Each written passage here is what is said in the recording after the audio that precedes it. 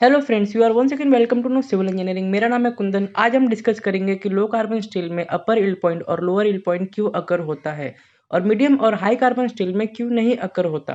दोस्तों, जब हम स्टील पे टेंसाइल लोड अप्लाई करते हैं तो उसके भीतर कुछ इस तरीके का मूवमेंट होता है। ये क्लिप मैंने आपकी इमेजिनेशन के लिए कहीं से उठाया है।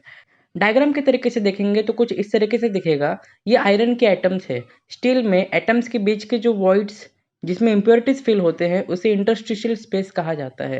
इन स्पेस में इम्प्योरिटीज मतलब कार्बन और नाइट्रोजन का इंक्रोचमेंट होता है।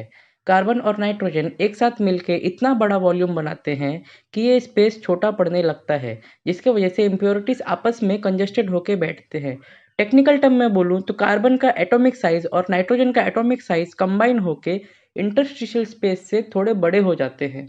अब टेंसाइल लोड अप्लाई करने से उसके मैट्रिक्स के एजेस आपस में एक दूसरे के करीब मूव होने लगते हैं, जिसके वजह से कार्बन और नाइट्रोजन पे कंप्रेसिव प्रेशर एक्सर्ट होने लगता है।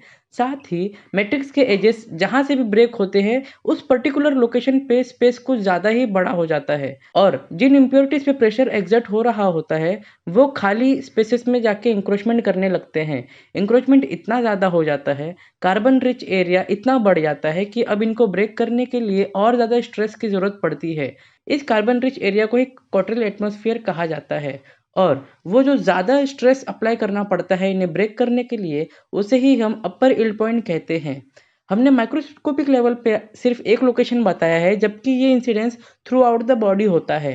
अब क्योंकि सारे क्वार्टरल एटमॉस्फेयर ब्रेक हो चुके हैं, इसलिए अब फर्दर डिफॉर्मेशन के लिए ज़्यादा स्ट्रेस देने की ज़रूरत नहीं पड़ती। इसलिए कर्व के बिहेवियर में स्टीप ड्रॉप देखने को मिलता है। फिर आप देख सकते हैं कि अनड्यूलेटेड प्लेट्यू डेवलप होता है, क्योंकि जो थोड़े बहुत कार्बन हैं वो भी हिंड्रेंस क्रिएट करते हैं। इस अनड्यूलेशन के एवरेज को ही हम लोअर यील्ड पॉइंट कहते हैं। दोस्तों, ये अपर यील्ड पॉइंट और lower yield point phenomena medium और हाई कार्बन स्टील में क्यों नहीं होता?